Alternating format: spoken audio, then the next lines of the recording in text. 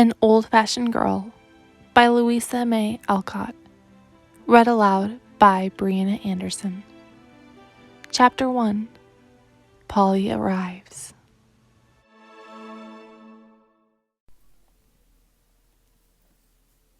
It's time to go to the station, Tom. Come on, then. Oh, I'm not going. It's too wet. Shouldn't have a crimp left if I went out such a day as this. And I want to look nice when Polly comes. You don't expect me to go and bring home a strange girl alone, do you? And Tom looked as much alarmed as if his sister had proposed to him to escort the wild women of Australia. Of course I do. It's your place to go and get her. And if you wasn't a bear, you'd like it.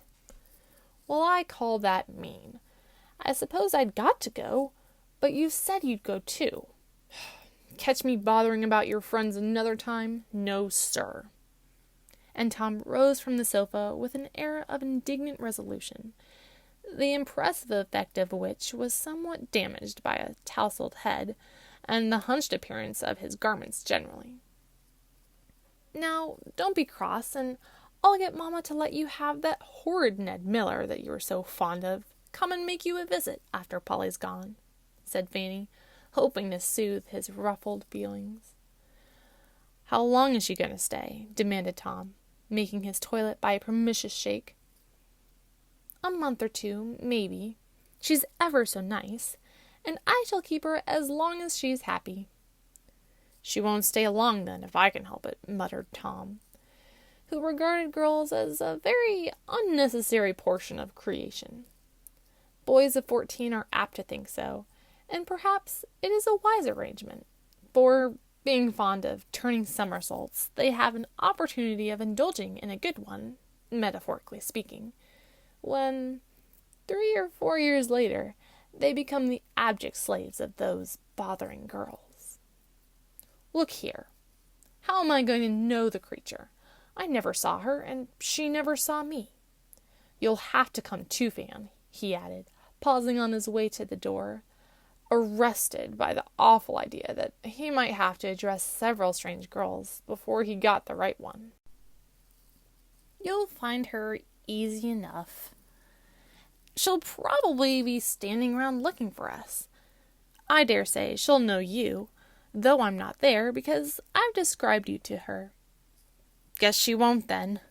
And Tom gave a hasty smooth to his curly pate and a glance at the mirror, feeling sure that his sister hadn't done him justice.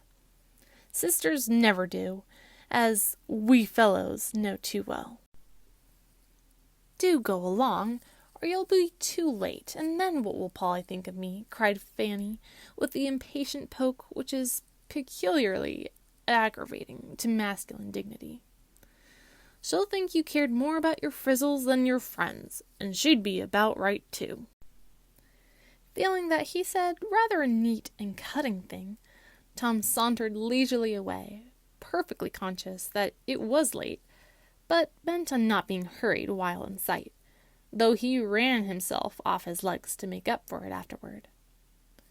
If I was the president, I'd make a law to shut up all boys till they were grown, for they certainly are the most provoking toads in the world, said Fanny as she watched the slouchy figure of her brother strolling down the street. She might have changed her mind, however, if she had followed him, for as soon as he turned the corner, his whole aspect altered. His hands came out of his pockets, he stopped whistling, buttoned his jacket, gave his cap a pull, and went off at a great pace. The train was just in when he reached the station, panting like a racehorse, and as red as a lobster, with the wind and the run. Suppose she'll wear a top-knot and a thingamabob, like everyone else, and however shall I know her? Too bad of Fan to make me come alone, thought Tom, as he stood watching the crowd stream through the depot, and feeling rather daunted at the array of young ladies who passed. As none of them seemed looking for anyone, he did not accost them, but eyed each new batch with the air of a martyr. That's her, he said to himself, as he presently caught sight of a girl in a gorgeous array, standing with her hands folded, and a very small hat perched on the top of a very large chignon, as Tom pronounced it. I suppose I've got to speak to her, so here goes.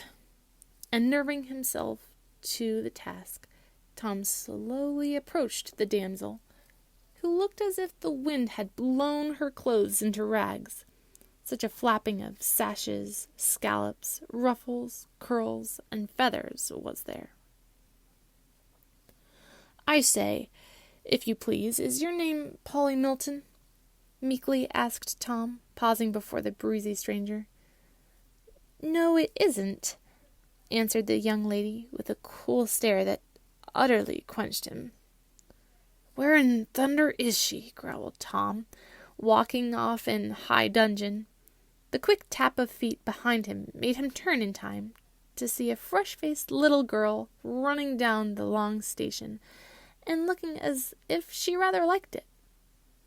As she smiled and waved her bag at him, he stopped and waited for her, saying to himself, "Hello, I wonder if that's Polly." Up came the little girl with her hand out and a half-shy, half-merry look on her blue eyes, as she said inquiringly, "This is Tom, isn't it?" "Yes. How did you know?" And Tom got over the ordeal of handshaking without thinking of it. He was so surprised. "Oh, Fan told me you'd got curly hair and a funny nose, and kept whistling, and wore a gray cap pulled over your eyes, so I knew you directly." And Polly nodded at him in the most friendly manner, having politely refrained from calling the hair red, the nose a pug, and the cap old, all of which facts Fanny had carefully impressed upon her memory. "Where are your trunks?" asked Tom, as he was reminded of his duty by her handing him the bag, which he had not offered to take. "Father told me not to wait for anyone, else I'd lose my chance of a hack, so I gave my check to a man, and there he is with my trunk." And Polly walked off after her one modest piece of baggage, followed by Tom, who felt a trifle depressed by his own remissness in polite attentions. "She isn't a bit of a young lady, thank goodness. Fan didn't tell me she was pretty. Don't look like city girls, nor act like 'em neither," he thought, trudging in the rear, and eyeing with favor the brown curls bobbing along in front. As the carriage drove off, Polly gave a little bounce on the springy seat, and laughed like a delighted child. "I do like to ride in these nice hacks, and see all the fine things, and have a good time, don't you?" she said, composing herself the next minute, as if it suddenly occurred to her that she was going a-visiting. "Not much," said Tom, not minding what he said, for the fact he was shut up with this strange girl suddenly oppressed his soul. "How's Fan? Why didn't she come too?" asked Polly, trying to look demure, while her eyes danced in spite of her. "Afraid of spoiling her crinkles," and Tom smiled, for this base betrayal of confidence made him feel his own man again. "You and I don't mind dampness. I'm much obliged to you for coming to take care of me." It was kind of Polly to say that, and Tom felt it, for his red crop was a tender point, and to be associated with Polly's pretty brown curls seemed to lessen its coppery glow. Then he hadn't done anything for her but carry the bag a few steps, yet she thanked him. He felt grateful, and in a burst of confidence offered a handful of peanuts, for his pockets were always supplied with this agreeable delicacy, and he might be traced anywhere by the trail of shells he left behind him. As soon as he had done it, he remembered that Fanny considered them vulgar, and felt that he had disgraced his family, so he stuck his head out of the window and kept it there so long that Polly asked if anything was the matter. "Pooh, who cares for a countrified little thing like her?" said Tom manfully to himself. And then the spirit of mischief entered in and took possession of him. "He's pretty drunk, but I guess he can hold his horses," replied this evil-minded boy, with an air of calm resignation. "Is the man tipsy? Oh dear, let's get out. Are the horses bad? It's very steep here. Do you think it's safe?" cried poor Polly, making a cocked hat of her little beaver by thrusting it out of the half-open window on her side. "There's plenty of folks to pick us up if anything happens, but perhaps it would be safer if I got out and sat with the man." And Tom quite beamed with the brilliancy of this sudden mode of relief. "Oh, do, if you aren't afraid. Mother would be so anxious if anything should happen to me, so far away," cried Polly, much distressed. "Don't you be worried. I'll manage the old chap and the horses too." And opening the door, Tom vanished aloft, leaving poor victimized Polly to quake inside, while he placidly reveled in the freedom and peanuts outside with the staid old driver. Fanny came flying down to meet her darling Polly, as Tom presented her, with the graceful remark, "I've got her," and the air of a dauntless hunter producing the trophies of his skill. Polly was instantly whisked upstairs, and having danced a double shuffle on the doormat, Tom retired to the dining room to restore exhausted nature, with half a dozen cookies. "Ain't you tired to death? Don't you want to lie down?" said Fanny, sitting on the side of the bed in Polly's room, and chattering hard, while she examined everything her friend had on. "Not a bit. I had a nice time coming, and no trouble, except the tipsy coachman, but Tom got out and kept him in order, so I wasn't much frightened," answered the innocent Polly, taking off her rough and ruddy coat and the plain hat without a bit of a feather. "Fiddlestick! He wasn't tipsy, and Tom only did it to get out of the way. He can't bear girls," said Fanny, with a superior air. "Can't he? Why, I thought he was very pleasant and kind," and Polly opened her eyes with a surprised expression. "He's an awful boy, my dear, and if you have anything to do with him, he'll torment you to death. Boys are all horrid, but he's the horridest one I ever saw." Fanny went to a fashionable school, where the young ladies were so busy with their French, German, and Italian that there was no time for good English. Feeling her confidence much shaken in the youth, Polly privately resolved to let him alone, and changed the conversation by saying, as she looked admiringly about the large, handsome room, "How splendid it is! I never slept in a bed with curtains before, or had such a fine toilet table as this." "I'm glad you like it, but don't, for mercy's sake, say such things before the other girls," replied Fanny, wishing Polly would wear earrings as everyone else did. "Why not?"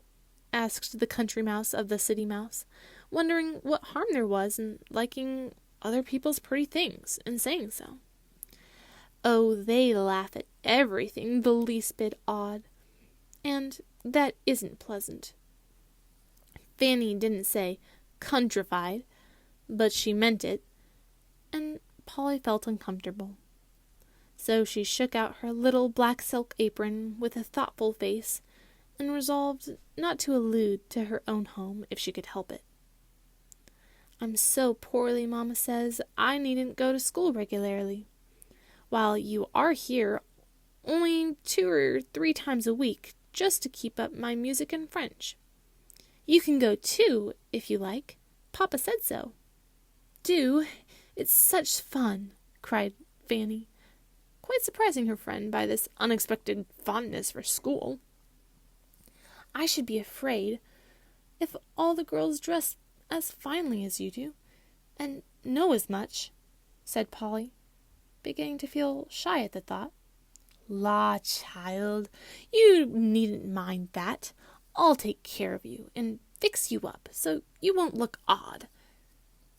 "Am I odd?" asked Polly, struck by the word, and hoping it didn't mean anything very bad.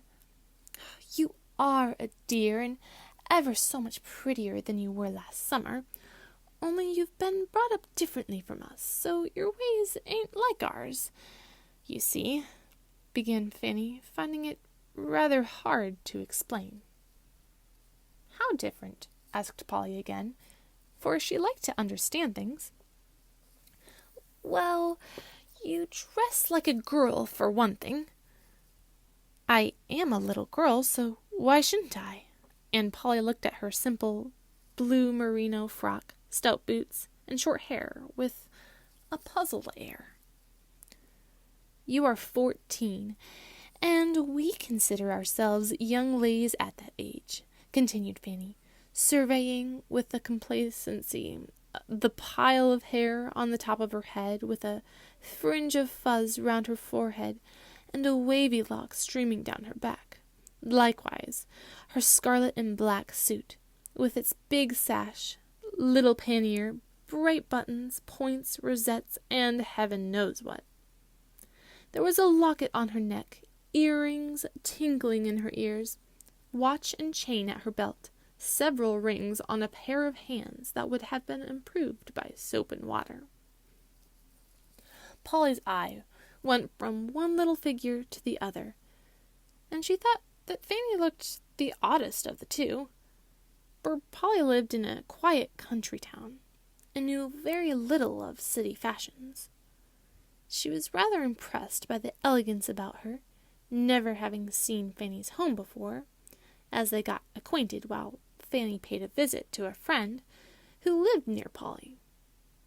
But she didn't let the contrast between herself and Fan trouble her, for in a minute she laughed and said contentedly, "My mother likes me to dress simply, and I don't mind.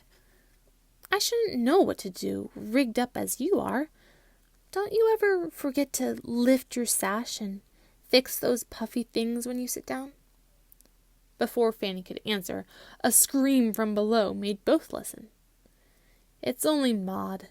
She fusses all day long," began Fanny, and the words were hardly out of her mouth when the door was thrown open, and a little girl of 6 or 7 came roaring in. She stopped at sight of Polly, stared a minute, then took up her roar just where she left it, and cast herself into Fanny's lap, exclaiming wrathfully, "Tom's laughing at me. Make him stop." "What did you do to set him going? Don't scream so, you'll frighten Polly." And Fan gave the cherub a shake, which produced an explanation. "I only said we had cold cream at the party last night, and he laughed." "Ice cream, child," and Fanny followed Tom's reprehensible example. "I don't care. It was cold, and I warmed mine at the register, and then it was nice. Only Willie Bliss spit it on my new Gabrielle." And Maud wailed again over her accumulated woes. "Do go to Katie. You're as cross as a little bear today," said Fanny, pushing her away. "Katie don't amuse me, and I must be amused 'cause I'm precious. Mamma said I was," sobbed Maud, evidently laboring under the delusion that fractiousness was some interesting malady. "Come down and have dinner. That will amuse you." And Fanny got up, pluming herself as a bird does before its flight. Polly hoped the dreadful boy would not be present, but he was, and stared at her all dinner time in a most trying manner. Mr. Shaw, a busy-looking gentleman, said, "How do you do, my dear? Hope you'll enjoy yourself," and then appeared to forget her entirely. Mrs. Shaw, a pale, nervous woman, greeted her little guest kindly, and took care that she wanted for nothing. Madame Shaw, a quiet old lady, with an imposing cap, exclaimed on seeing Polly, "Bless my heart, the image of her mother, a sweet woman.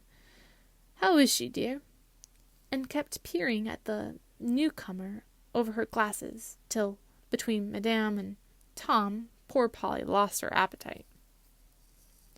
Fanny chatted like a magpie, and Maud fidgeted till Tom proposed to put her under the big dish cover, which produced such an explosion that the young lady was borne screaming away by the much-enduring Katy. It was altogether an uncomfortable dinner, and Polly was very glad when it was over. They all went about their own affairs, and after doing the honors of the house, Fan was called to the dressmaker, leaving Polly to amuse herself in the great drawing-room. Polly was glad to be alone for a few minutes, and, having exclaimed all the pretty things about her, began to walk up and down over the soft, flowery carpet, humming to herself as the daylight faded, and only the ruddy glow of the fire filled the room. Presently Madame came slowly in, and sat down in her armchair, saying, "That's a fine old tune. Sing it to me, my dear. I haven't heard it this many a day." Polly didn't like to sing before strangers, for she had no teaching but such as her busy mother could give her.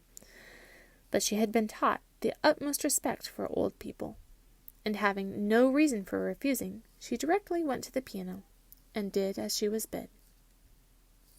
"That's the sort of music it's a pleasure to hear. Sing some more, dear," said Madame, in her gentle way, when she had done. Pleased with this praise, Polly sang away in a fresh little voice that went straight to the listener's heart and nestled there. The sweet old tunes that one is never tired of were all Polly's store, and her favorites were Scottish airs, such as "Yellow-haired Laddie," "Jock o' Hazeldean," "Down among the heather," and "Birks of Eberfeldy." The more she sung, the better she did it, and when she wound up with "A Health to King Charlie," the room quite rung with the stirring music made by the big piano and the little maid. "By George, that's a jolly tune. Sing it again, please," cried Tom's voice, and there was Tom's red head bobbing up over the high back of the chair where he had hidden himself. It gave Polly quite a turn, for she thought no one was hearing her but the old lady dozing by the fire. "I can't sing any more. I'm tired," she said, and walked away to Madame in the other room. The red head vanished like a meteor, for Polly's tone had been decidedly cool. The old lady put out her hand, and drawing Polly to her knee, looked into her face with such kind eyes that Polly forgot the impressive cap, and smiled at her confidingly, for she saw that her simple music had pleased her listener, and she felt glad to know it. "You mustn't mind my staring, dear," said Madame, softly pinching her rosy cheek. "I haven't seen a little girl for so long. It does my old eyes good to look at you." Polly thought that a very odd speech, and couldn't help saying, "Aren't Fan and Maud little girls too?" "Oh dear, no, not what I call little girls. Fan has been a young lady this 2 years, and Maud is a spoiled baby. Your mother's a very sensible woman, my child." What a very queer old lady, thought Polly, but she said, "Yes, ma'am," respectfully, and looked at the fire. "You don't understand what I mean, do you?" asked Madame, still holding her by the chin. "No, ma'am, not quite." "Well, dear, I'll tell you. In my day, children of 14 and 15 didn't dress in the height of fashion, go to parties as nearly like those of grown people as it's possible to make them, lead idle, giddy, unhealthy lives, and get a blast at 20. We were little folks till 18 or so, worked and studied, dressed and played, like children, honored our parents, and our days were much longer in the land than now, it seems to me. The old lady appeared to forget Polly at the end of her speech, for she sat patting the plump little hand that lay in her own, and looking up at a faded picture of an old gentleman with a ruffled shirt and a queue. "Was he your father, madame?" "Yes, dear, my honored father. I did up his frills to the day of his death, and the first money I ever earned was $5, which he offered as a prize to whichever of his 6 girls would lay the handsomest darn on his silk stockings." "How proud you must have been," cried Polly, leaning on the old lady's knee with an interested face. "Yes, and we all learned to make bread and cook, and wore little chintz gowns, and were as gay and hearty as kittens. All lived to be grandmothers and fathers, and I'm the last, 70 next birthday, my dear, and not worn out yet, though Doddershaw is an invalid at 40. That's the way I was brought up, and that's why Fan calls me old-fashioned, I suppose. Tell more about your papa, please. I like it," said Polly. "Say father. We never called him papa, and if one of my brothers had addressed him as governor, as boys do now, I really think he'd have him cut off with a shilling." Madame raised her voice in saying this, and nodded significantly, but a mild snore from the other room seemed to assure her that it was a waste of shot to fire in that direction. Before she could continue, in came Fanny with the joyful news that Clara Bird had invited them to go to the theatre with her that very evening, and would call for them at 7 o'clock. Polly was so excited by the sudden plunge into the dissipations of city life that she flew about like a distracted butterfly, and hardly knew what happened, till she found herself seated before the great green curtain in the brilliant theatre. Old Mr. Bird sat on one side, Fanny on the other, and both let her alone, for which she was very grateful, as her whole attention was so absorbed in the scene around her that she couldn't talk.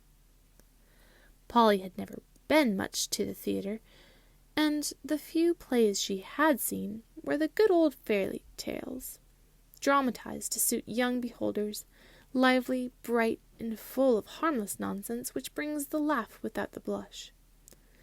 That night she saw one of the new spectacles, which have lately become the rage and run for hundreds of nights, dazzling, exciting, and demoralizing the spectator by every allurement French ingenuity can invent, and the American prodigality execute. Never mind what its name was. It was very gorgeous, very vulgar, and very fashionable. So, of course, it was much admired, and everyone wanted to see it. At first, Polly thought she had got into fairyland, and saw only the sparkling creatures who danced and sung in a world of light and beauty. But presently she began to listen to the songs and conversation, and then the illusion vanished, for the lovely phantoms sang Negro melodies, talked slang, and were a disgrace to the good old-fashioned elves whom she knew and loved so well. Our little girl was too innocent to understand half the jokes, and often wondered what people were laughing at. But as the first enchantment subsided, Polly began to feel uncomfortable. To be sure, her mother wouldn't like to have her there, and to wish she hadn't come. Somehow, things seemed to get worse and worse as the play went on, for our small spectator was being rapidly enlightened by the gossip going on all about her, as well as by her own quick eyes and girlish instincts. when 24 girls dressed as jockeys came prancing onto the stage, cracking their whips, stamping the heels of their top boots, and winking at the audience.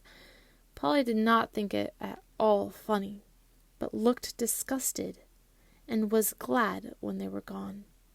But when another set appeared in a costume consisting of gauze wings and a bit of gold fringe round the waist, poor unfashionable Polly didn't know what to do, for she felt both frightened and indignant, and sat with her eyes on her playbill and her cheeks getting hotter and hotter every minute.